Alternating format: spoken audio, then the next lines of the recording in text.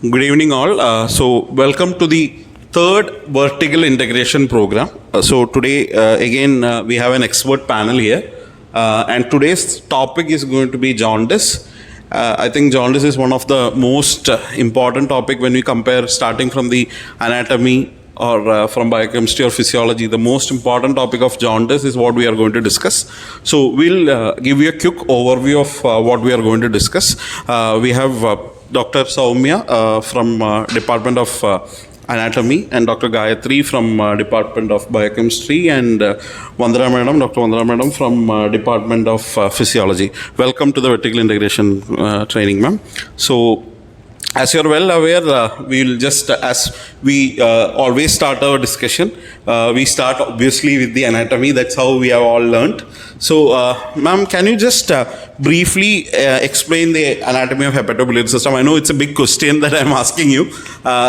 Maybe for an MBBS student's perspective, when they started appearing for an exam, or maybe the fag end of their exam, or they're preparing for the exam. So that's one of the important questions that I think. What they should know when such a question is asked. Can you just briefly give an overview of that? Actually, the hepatobiliary system means it consists of your liver and the extrahepatic biliary apparatus. Okay. So your liver is the largest gland of our body. Okay. And it is, first the location of the liver is very important. Okay. It is located in the right hypochondriac region. Okay. And it is through the epigastrium, it is reaching to the left hypochondriac region. Okay. And it is exocrine as well as an endocrine gland. Okay. It is the largest gland of our body. Okay. It is about 1500 gram weight is there. Okay. And inside the liver, actually exocrine part, that secretes the bile. And that bile is carried to outside of that liver through the biliary apparatus. Okay. That consists of mainly, there is some hepatic duct, right and left hepatic duct are there. Okay. And they join to form the common hepatic duct. Okay. And that common hepatic duct, they joins with the cystic duct. Okay. Actually, the cystic duct is coming from the gallbladder. Okay. So that is, your bile is getting stored inside the gallbladder. Okay. From there, through the cystic duct, that joins with the common means hepatic duct and joins the bile duct. Okay. And this bile duct opens into your second part of the duodenum along with the pancreatic duct. Okay. So this is the idea of your hepatobiliary apparatus actually. Okay. Now the liver. Okay. Liver is a very important topic for essay question actually. It's for first year MBBS students. And whatever words you are telling, I think these are all neat questions. Yes. Because whatever you have said, the largest organ, exocrine, endocrine, where it is opening, I think it's all important. Not for just NEET, those who are preparing for MLE or even for PLAB. These are the most important questions, whatever you have shared, ma'am. So first I'll share about some features of the liver also. Yes, ma'am. So anatomically, the liver consists of two lobes. Okay. And we are dividing it in on the basis of, there is anteriorly, that there is falciform ligament is there. Okay. And posteriorly, there are some features are there. And Okay. we are dividing it into a right lobe and a left lobe. Okay. So the right lobe actually, there is caudate and quadrate lobe is there for the liver. Okay. It also a part of your anatomically the right lobe of the liver. Okay. But physiologically it is different depending on the bile system. It is different. Physiological lobes are different. Okay. So anatomically these are the features. Right lobe has caudate and the quadrate lobe, and you can say this some important features are it has surfaces. Anatomically we'll say how to hold that in anatomical position first. So that inside the liver there are hepatic veins are there. Okay. So these hepatic veins are drains into the inferior vena cava. Okay. That is the main feature that holds the liver in the anatomical position in your body. So then it has surfaces. It is actually a wedge-shaped organ. Okay. So it has surfaces, borders and all. So the surfaces are, it has anterior surface, superior surface, posterior surface, inferior surface and a right lateral surface also. But the anterior, superior and the posterior, the right lateral surface, they're continuous with each other. Okay. There is no demarcating borders there. Okay. So we can call it together as the diaphragmatic surface also. Okay. But the inferior surface, the anterior and the inferior surface is separated by, there is a sharp margin is there, inferior margin. Okay. So you can say anatomically the liver has only one margin, that is the sharp inferior margin. Okay. And that inferior margin has a notch there that is called as the cystic notch there. And through that you can see the gallbladder also. Okay. So the inferior surface is called visceral surface and it is related to number of viscera. Okay. There you can see some important relations also. Okay. So these are some anatomical features. Okay. Then there is one porta hepatis is there. So after the production of this bile and all, it is coming out of the liver through, that means through the hepatobiliary system. It is coming out through this porta hepatis. So that's about some important anatomical features. Then Quickly, a blood supply. blood supply. Actually, it's a complicated. Yeah, sir. It's just a few major vessels you can just Actually, tell. for first year MBBS students, Yeah. it is you know that there is abdominal aorta is there. So from the ventral aspect of the abdominal aorta, there is celiac trunk is there. Okay. There is means most of them are paired. These are the unpaired branches. Okay. So celiac trunk after its emergence, it immediately divides into three branches. Okay, ma'am. One is going to the left gastric artery and going to supply your stomach, and one is going to the spleen, and the other one is to the liver. That is called as the common hepatic artery. So this common hepatic artery that gives gastroduodenal artery. After that, we'll call it as the proper hepatic artery. So this proper hepatic artery that ascends upwards, and it divides into the right and left hepatic arteries. So this is the arterial. Okay. Now you know that there is a portal system also Yes. that is reaching towards the liver.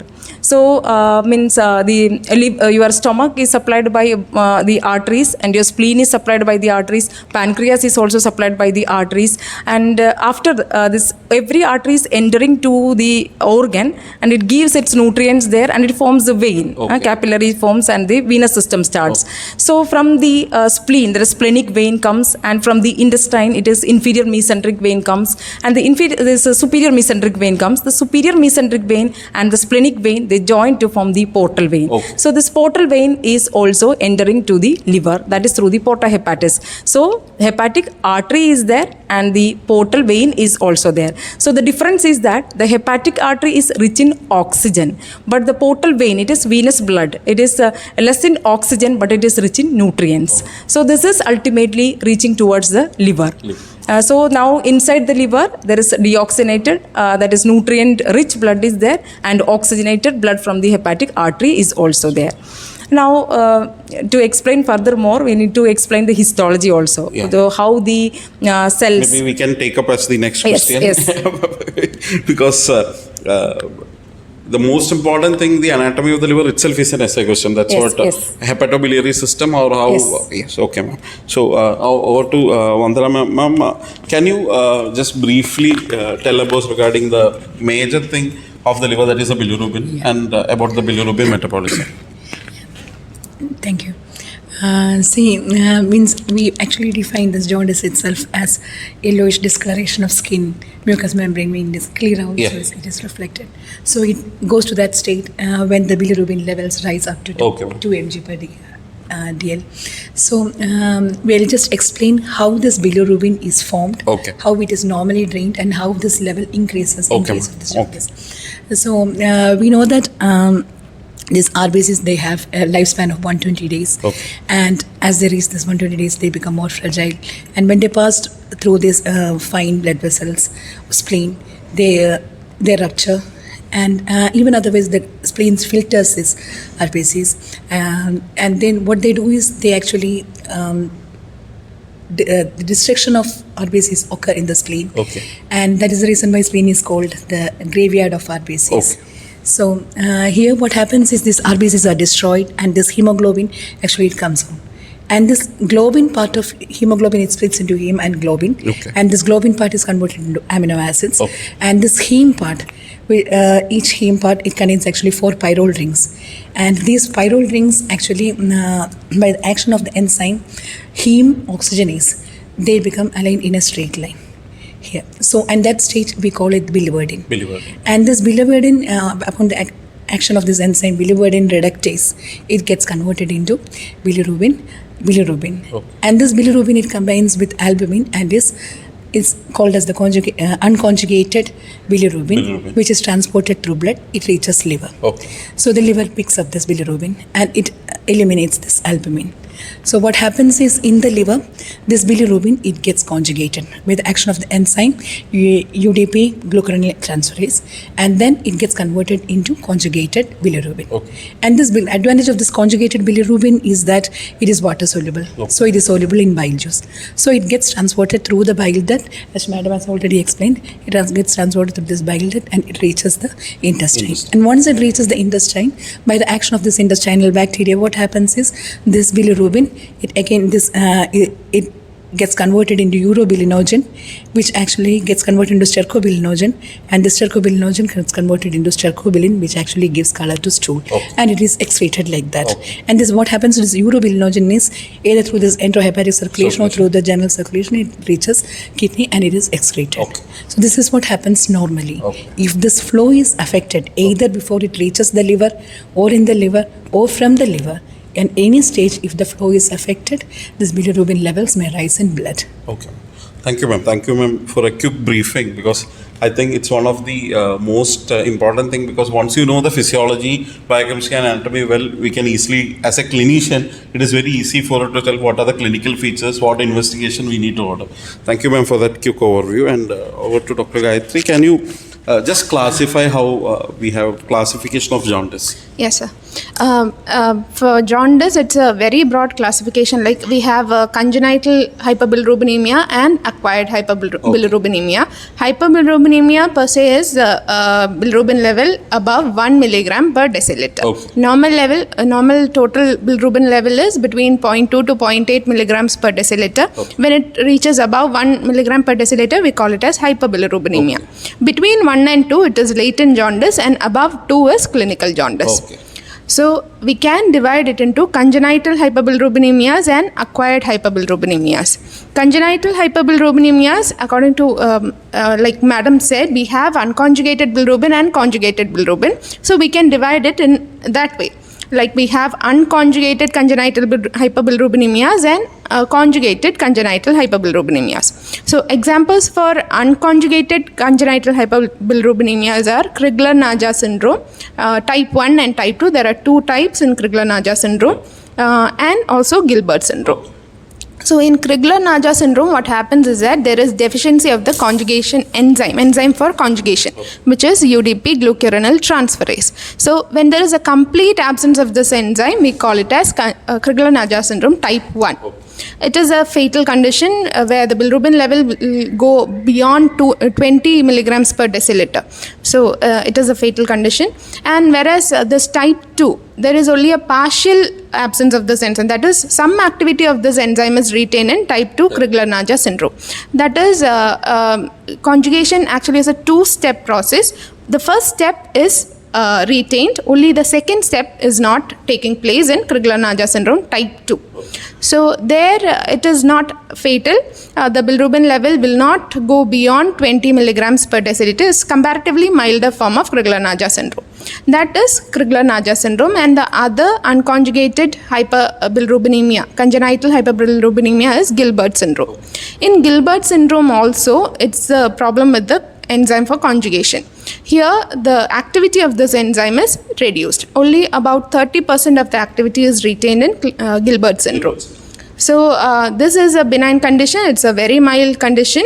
The bilirubin level usually does not go beyond 3 milligram per deciliter. So, this is about unconjugated hyperbilirubinemias. Then, in the congenital, we have conjugated hyperbilirubinemias, where the conjugated bilirubin is high. 2 syndromes are there. One is Dubin-Johnson syndrome and Rotter syndrome. In both these conditions, the problem is a mutation which causes defect in the anion transporter, which helps in the secretion of bilirubin into bile. So the bilirubin conjugation is fine, but it is not getting secreted into the bile.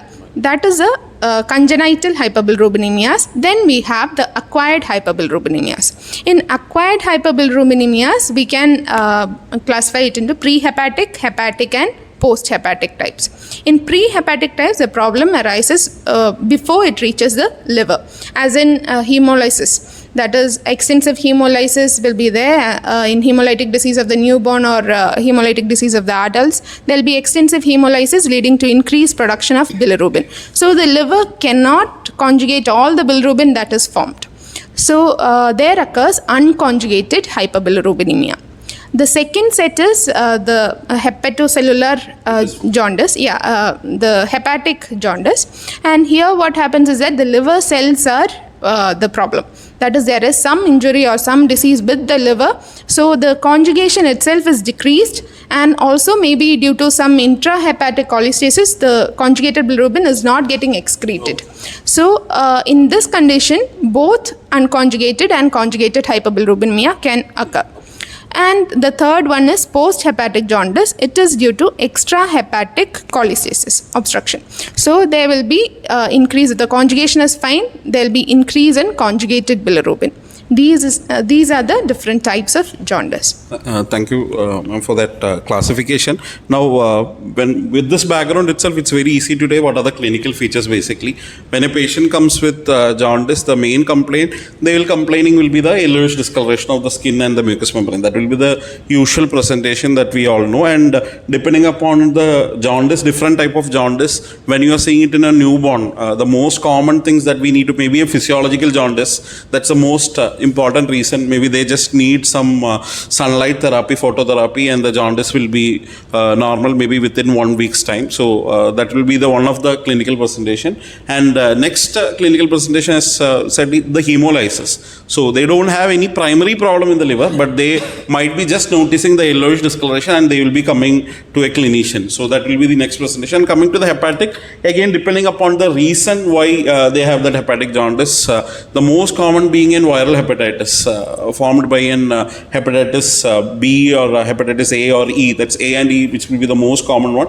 They will have the standard viral prodromes, and along with that they would have noticed the jaundice. So that will be the brief clinical spectrum of an hepatic jaundice associated with an abdominal pain. Definitely, as you madam have said, you will have inflammation inside the hepatocyte. So that will be the next one. And coming to the obstructive one, where it will be a little bit tricky, we will see some jaundice, weight loss, and maybe they will have started this pruritus. That's what we have seen, generalized pruritus, and maybe clay colored stools will be the clinical features that we need to think about. So this will be a roughly the clinical features by which the patient can present to us. With this in background, ma'am, can you just briefly describe the histology? What all things they should know as an MBBS students from this area? Yes, sir. So histologically, the liver is covered by a connective tissue capsule that is called Glissen's capsule. Okay. Now inside that, you can see the liver parenchyma. So liver parenchyma means mainly the hepatocytes. So we can classify the arrangement of cells. We can study the histology by dividing this parenchyma into 3 types. One is called the classical hepatic lobule, and other is called the portal lobule, and the third one is portal acinus. Now the classical hepatic lobule means it is hexagonal in shape, and in the center of that you can see a central vein, and from radiating from the central vein you can see the hepatocytes. So these hepatocytes are polyhedral in shape, and these are arranged as a single means plate of cells, and the single plate they branch and anastomose with the neighboring cords also. So in between the hepatocytes we can see the sinusoids. So as I previously mentioned, the artery, the portal vein as well as the hepatic artery, they divides into the arterioles, and when they are reaching towards the corners of that hexagon, we can see a portal triad there. So there you can see the smallest version of the artery, hepatic arteriole, you can see the portal venule, you can see, and there is a bile ductule also. So the arteries after that the enters into the sinusoid, they breaks up into the sinusoids. So this sinusoids, there is a mixing up of this nutrient rich portal blood and the oxygenated your hepatic arterial blood is also there. So there is an exchange of the hepatocyte means the nutrients. Hepatocyte can take the nutrients from the blood, as well as the metabolites from the hepatocyte can enter into the blood to the sinusoids again. So there is one between the hepatocytes and the blood sinusoids, there is a space is there. That is called perivascular space of Dicey. So inside that you can see a special kind of cells called the Ito cells are there. So in cirrhosis of liver it takes part actually. It is converted into the myofibroblast like cell, and they produce more collagen fibers that leads to the fibrosis of the cell. In the endothelium, so sinusoid means basically it is lined by, like the blood vessel, it is lined by the endothelium, but it is not a continuous wall. It is interrupted in between. So in the inside, you can see a special kind of macrophage-like cell called as the Kupffer cells are present. They are macrophagic cells. Then you can see the biliary. Now just imagine there are two hepatocytes, and in between the hepatocyte the cell membranes are slightly separated from each other, and from there you can see the beginning of the biliary canaliculi. So this biliary canaliculi they joins together to form the biliary ductules, and this biliary ductules actually you can see in the outside of that classical hepatic globule in the portal triad. So the thing is that the arterial blood in a classical hepatic globule, the arterial blood and the portal blood, that is going towards the central vein, but in case of the, depending on this your biliary system, the bile that is formed is actually,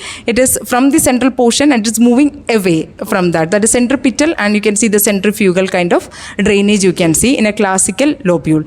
And now the other classification is the portal lobule. So in the portal lobule means we have to imagine three means classical hepatic lobule, and it is triangular in shape, and we will join the central vein of the adjacent three classical hepatic lobule. So we'll get a triangle there, and in the center of the triangle we'll get the portal triad.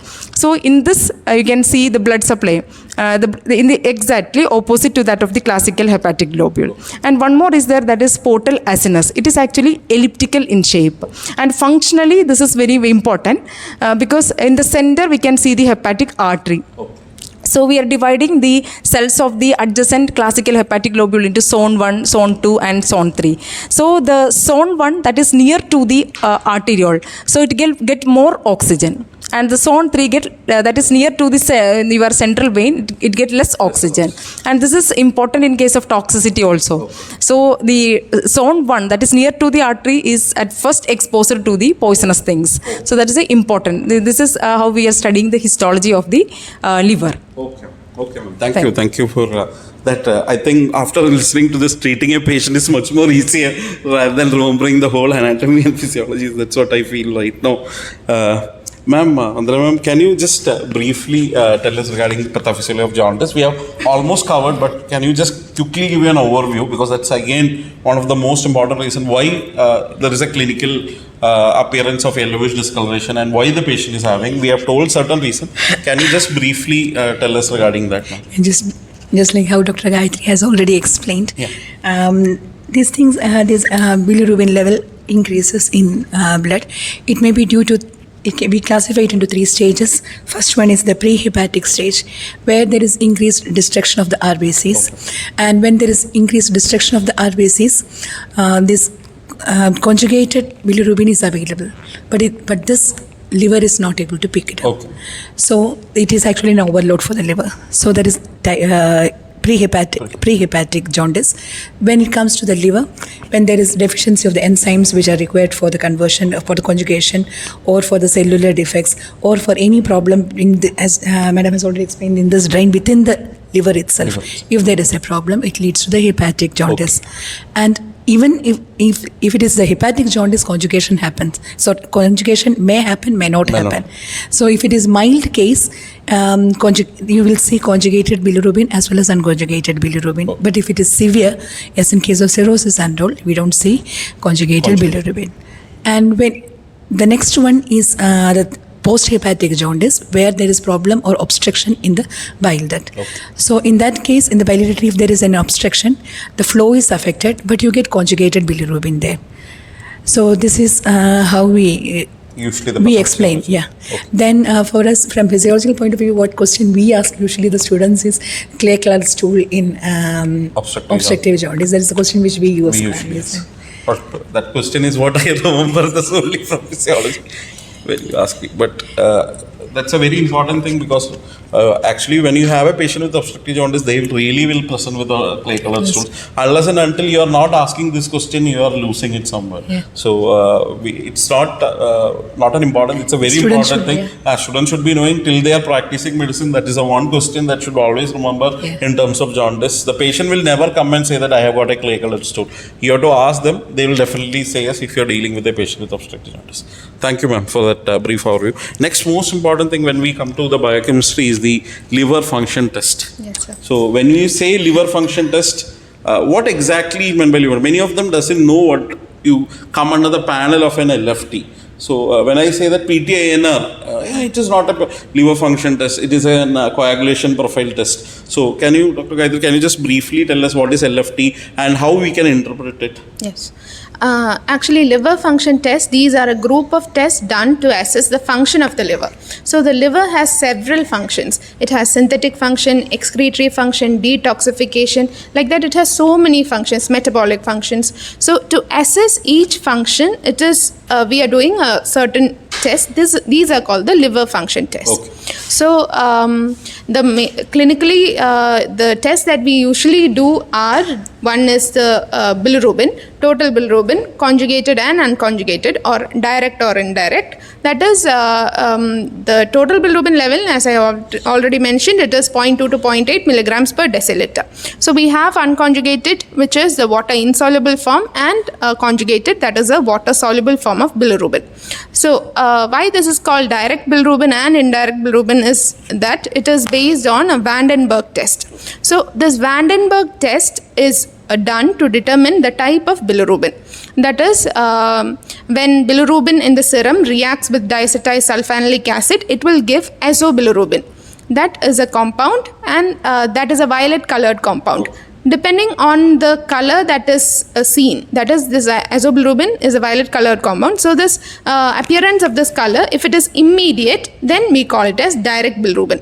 So conjugated bilirubin, because it's water soluble, it will give an immediate color.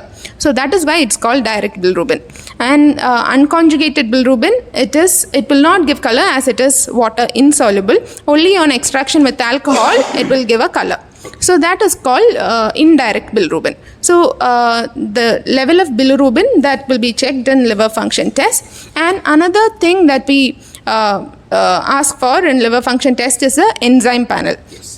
That is, we have ALT, AST, ALP. These are the commonly done enzymes in liver. So this ALT or SGPT, AST or SGOT, and ALP, alkaline phosphatase. These three are the important enzymes that are done, and the ALT is specific to the liver, whereas this AST and ALP is not specific to the liver. It can be increased in other causes also. So in pre-hepatic jaundice, usually the problem arises before the liver. So the liver enzyme usually don't increase in hemolytic jaundice. A mild increase may be seen in AST. That is all we see in hemolytic jaundice. And in hepatic jaundice, because of the problems with the liver, there will be a marked increase in AST and ALT, and also a moderate increase with ALP. So ALT is alanine aminotransferase, AST is aspartate aminotransferase, and the marked increase, that is the increase in thousands range, will be seen in viral hepatitis, toxic hepatitis, ischemic hepatitis, where the blood flow is reduced and all, and poisoning and toxins like paracetamol poisoning. All these conditions, we'll see the values in thousands. And in post-hepatic jaundice, it is mainly the ALP that is markedly elevated. So ALP will be very high with a moderate increase in ALP and AST and ALT also. Another thing that is done routinely is the serum proteins. Serum proteins, albumin and globulin, will be done. The normal range of total protein is 6 to 8 grams per deciliter. For albumin, it is 3.5 to 5.5 grams per deciliter, and 2.5 to 3.5 for globulins. So if there is a problem with the liver, because albumin is solely synthesized, exclusively synthesized in the liver, there will be hypoalbuminemia. The albumin level will be decreased. So these are the routinely done liver function test. There are other tests also that are done. Like you said, sir, PTINR is done because prothrombin is synthesized in the liver. So if there is a problem with the liver, prothrombin will not be, the synthesis will be reduced. So there will be prolongation of prothrombin time. And ceruloplasmin levels may be checked, and it will be decreased in Wilson's disease, increased in hemochromatosis, and there are so many other tests that are not regularly done, but these are the tests that are usually done in liver function test. So when we call liver function test, maybe we can start with bilirubin and AST, ALT. So AST specific, ALT is specific. ALT is specific, okay. Yes. So ALT, L4 liver that we can remember, L4 liver that is specific for these things. And ma'am, can you just quickly, alcoholic hepatitis, what Yes, would sir. be the... In alcoholic hepatitis, the enzyme that is elevated will be GGT, Okay. gamma glutamyl transferase. Okay. So usually this enzyme is elevated in GGT, Okay. and when you look at the enzyme profile, AST levels will be higher in alcoholic liver disease than ALT. Okay. This is what we see in alcoholic So liver disease. specifically, we wanted to look into that alcoholic hepatitis. Maybe we can alter it GGT. Yes. So that's one of the most common reason why we can have an hepatitis. One of the reason. Okay, ma'am.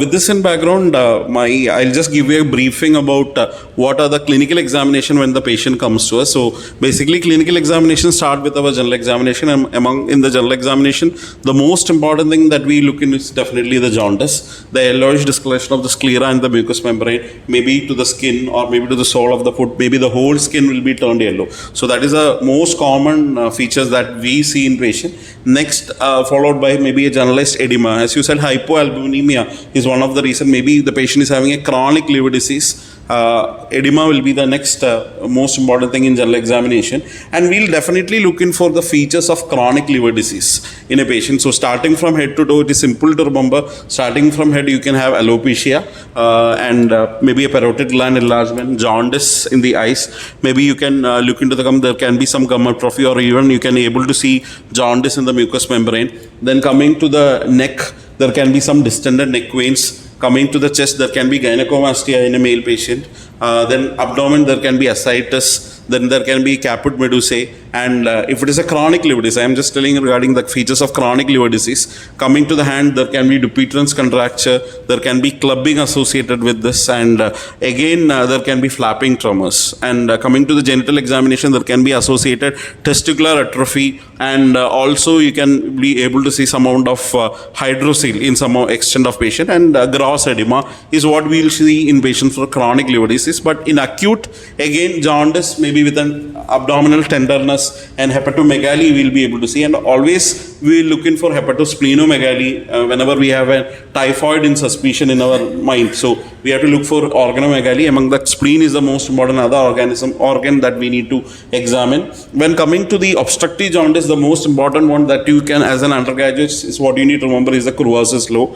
That is when you are able to palpate a gallbladder in the abdomen, you have to think in terms of a malignancy. Either it's a head of the pancreas malignancy or it's a gallbladder malignancy. Routinely, gallbladder is not palpable. So that is the one additional clinical examination finding that I need to tell. And always look for the scratch marks. It's a common sense. If the patient is having an obstructive mark, you will be able to see a lot of scratch marks throughout the body. So that gives an indirect clue that the patient might be having an obstructive jaundice. And this will be in grossly the clinical examination that we are going to look in for a patient with liver failure. With this, ma'am, can you just quickly tell regarding any applied aspects regarding the hepatobiliary system, because it has got a lot of relations, and what are the most important applied aspect that a student should remember regarding hepatobiliary system or liver? First thing, I'll tell about the relation of it to the wall of your body. Okay. So the location, it is extending from the right lateral surface of the liver is actually related to our the 7th, 8th, 9th, 10th up to 11th rib. It is related, and the entire liver is actually the superior, anterior, posterior surface is covered by your diaphragm. So in between the diaphragm and this ribs, there is, you can see on the right side there is your costodiaphragmatic diaphragmatic recess is there. And the liver also. In the upper 1/3 of the superior lateral surface, it is related to your lungs also, right lung. And if you're doing a biopsy of the liver, that is through the side, so these relations are very important. You won't disturb the costodiaphragmatic recess. So that is one applied important. Then regarding this your gallbladder. So gallbladder is located on the inferior surface of the liver, and when the stone is forming, this gallbladder is actually related to your first part of the duodenum also. So sometimes the stones, they get erode this wall of this duodenum, and it can enter into that also. Then the right colic flexure is also there. It is related to the colon, the right lobe of the liver, so that it is also related to your gallbladder also. So it can, the same thing can erode. You can see that greenish discoloration over on that means in the right coliflexure region also. Then another thing is the Calet triangle. That is an important question for first year students. So it is actually non-core now, but you can see while removing the gallbladder to take out that pedicle, the gallbladder pedicles, it is very important to know the boundaries of the Calet triangle. So it is formed by the medially, it is formed by the common hepatic duct, and inferiorly it is formed by the cystic duct there, and above the liver itself, the inferior border, you can see the inferior surface of the liver. So within that gap you can see the cystic artery. For the ligation of that cystic artery, you should know that triangle, Calet triangle is very important. Now there is another thing is on the posterior aspect of the liver, there is one Bayer area. That is your liver in the abdomen, the liver is covered by the peritoneum. So you can see a number of peritoneal reflections. So falciform ligament, superior coronary, inferior coronary, right triangular, left triangular. So all these ligaments are there. These are peritoneal foldings. So there is an uncovered area on the posterior aspect of your right lobe of the liver, that is called Bayer area. That is extraperitoneal. So in amoebic hepatitis, the pus can they collected there, and from there it can enters into the upper part. It can enters into the lungs also. Okay. So that is another condition. Okay. So that is the importance of the Bayer area of the liver. Now in the you know that there is some spaces are there around the liver. Some subdiaphragmatic spaces are there. So there is a right anterior space is there, right posterior space is there. The right posterior space is called as the hepatorenal pouch of Morrison. It is the most dependent portion of our body. So while removing the gallbladder, so there is the collection of fluid will be there too. So we'll put some drainage there only to collect this fluid. Otherwise, when the patient sits, the fluid that comes downwards from the hepatorenal pouch to reach up to the paracolic gutter. So these are some important applied aspect of the liver.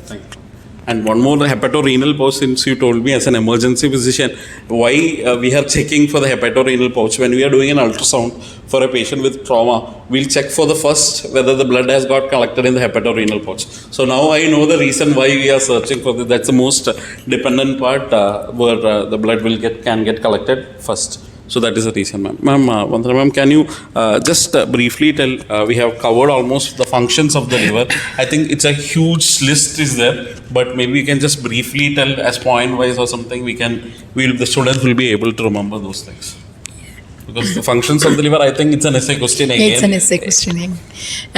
I'll just list the functions. Sure, ma'am. So the most important function here, especially in GIT, we discuss about the synthesis and secretion of bile juice. This bile juice is important. The functions of bile itself is important question for the MBBS students, because of its role in this digestion and absorption of fat. Then the second function is again storage. Okay. It's a site of storage of carbohydrates, vitamins, iron. Then it's a site of synthesis of these coagulation factors, blood group substances. Then heparin, all the substances, and plasma proteins. It's a site of synthesis. Then it is a site where these hormones are degraded. Site of detoxification.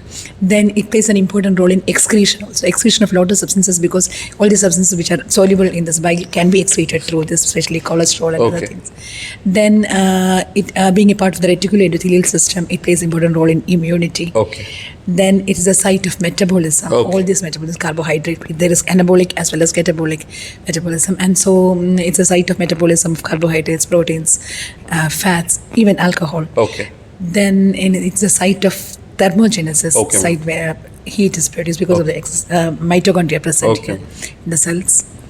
Yes, I think it's a major reservoir of... Anything will be done in the liver. That's what I think. It's a major reservoir of blood. Okay. These are the main Okay, ma'am. things which we list. So thank you, ma'am, again. And over to Dr. Gayatri, can you just let me know any newer biochemical investigations that has come up for maybe the students should know, or maybe as a clinicians, we should be aware of it? Anything that has come up recently?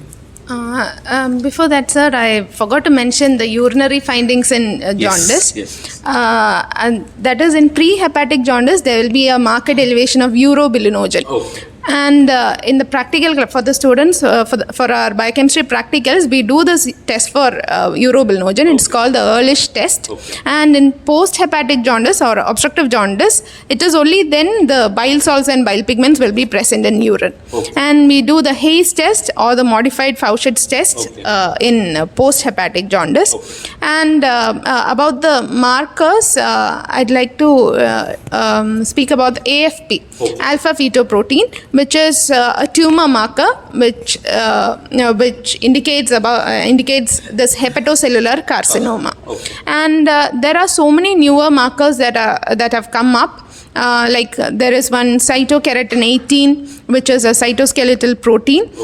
It's not routinely done. It is now done only for research purposes. It's a cytoskeletal protein. It is indicative of the acute progression to liver disease. Okay. And we have so many other enzymes also, like alpha glutathione transferase or glutamate dehydrogenase. All these enzymes can also be done as a part of liver function test. It's not routinely done, but it may be done in future. Yeah.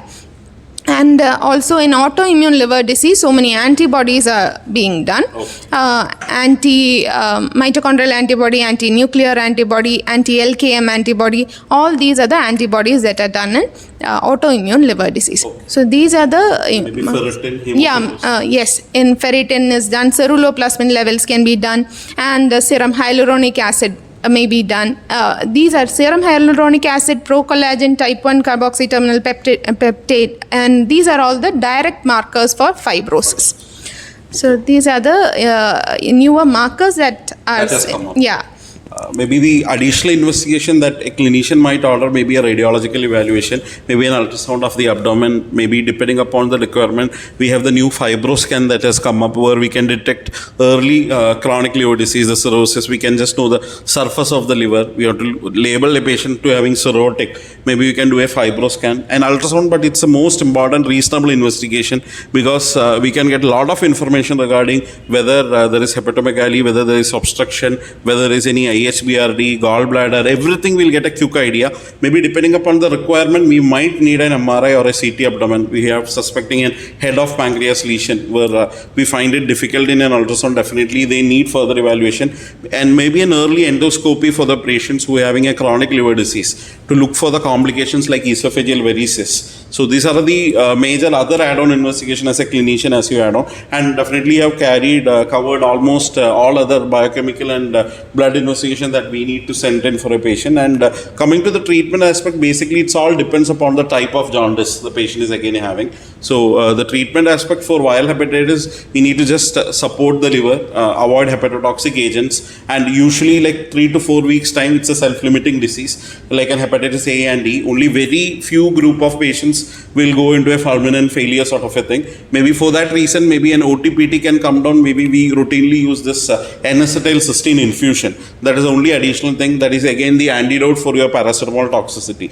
So that is the one definitive agent that can help the patient to go in to prevent from liver injuries, only N-acetylcysteine. And again, we'll be routinely monitoring the coagulation profile. If the patient has gone to a fulminant failure, we go ahead something called as King's College criteria for liver transplantation, depending upon the INR and whether the patient has gone into hepatic encephalopathy. We'll say, okay, this patient needs transplant or not need transplant. So that is one criteria the students can usually see. And jaundice, you name a infection, you can have jaundice. So that's what. If you see dengue, lot of patients with dengue these days we are seeing SGOT, SGPT. The classically what we said above 1000 only we will see in patients in viral hepatitis, like that is A and D toxicity, like paracetamol toxicity and ischemic hepatitis. But even in dengue, leptospirosis, some days we are seeing patients with 3000 and 4000 amount of OTPT. And again, if they go into a complications like macrophage activation syndrome, like HLH, those sort of complications, if they go in along with the infection, one thing that we see is the first hit organ is the liver. So the management aspects primarily depends upon why the patient has got the jaundice, and that is how we deal with it. And infections, especially Madam has told regarding the hepatic abscess, maybe parenteral antibiotics, the whole role will come. So with this in background, I think we have almost covered an important aspects a first year student should know regarding the hepatobiliary system, liver and jaundice, ma'am. If anything is that we have missed out, anyone need to add on or you need to put any comments, we are welcome for that. Physiological jaundice also covered. Yeah, physiological jaundice also covered. Anything, ma'am? You have to... Questions for MBBS. Classification of jaundice is an essay question. Okay. Then of this, congenital jaundice is very important. Okay. The enzymes are very important. Okay. And Vandenberg test, the biochemical parameters in each type of jaundice. These are the commonly asked questions. Ma'am, we have already told anything and hepatobiliary system is a question. So, liver itself is an essay question, and extrahepatic biliary apparatus is a short question. Okay. Then there is for spotters, the liver examination for first year. So ligamentum teres, it's an embryological remnant of your left umbilical vein. That is very important. And there is fissure for ligamentum venosum is present on the posterior aspect. So ligamentum venosum can be pinned, and it's a remnant of your ductus venosus. So all these are very important for the spotters examination. So thank you, ma'am. Anything? Yeah, ma'am. Thank you.